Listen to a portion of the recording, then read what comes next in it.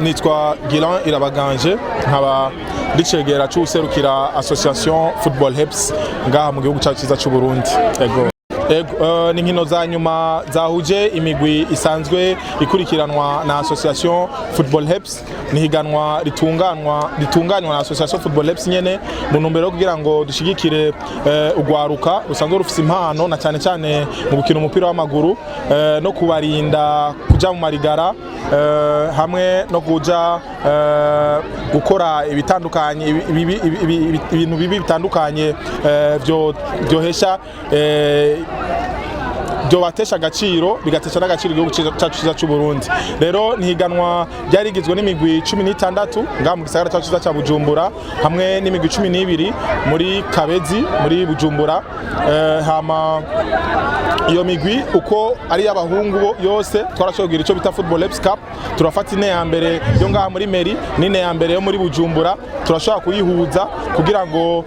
bwa bucuti twifuza bwa bumwe twifuza kwa gutsimbataza amahoro n'urukundo muri no gwaruka bishoye kubana bitsimbatara. Hama uno munsi mwabonye imigwi ibiri ya nyuma n'umugwi umwe wa mbere wo ngaha muri Meri n'undi wa mbere wo muri Kabezi byashoye guhura. Hama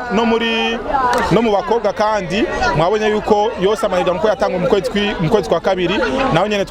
twasozereye hakaba hara participer ama equipe agera ku 8 ariko mwabonye abiri niyo yashoye kugera mu iki gice cyanyuma kandi mwana yuko byari bibereye ijisho.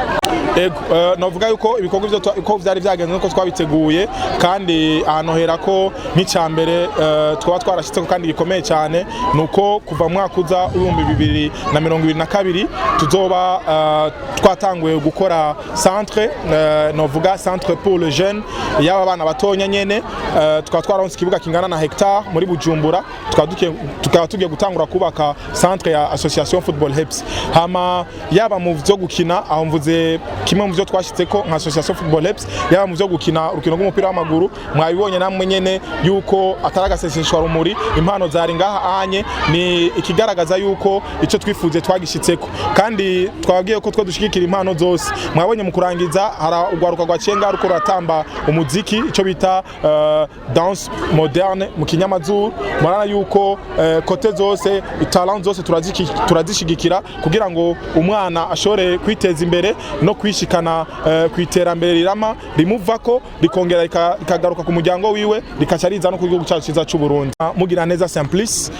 asanzwe ari we arongoye Association Football Heps niwe yagitanguje mu mwaka wa 2011 amaze kugaruka avuye mu buhungiro aho icyumviro nk'iki cyamufashije ari Nairobi muri Kenya yarakinye muri association bita Taisa zose zikora muri domaine ya football for development muri Kenya.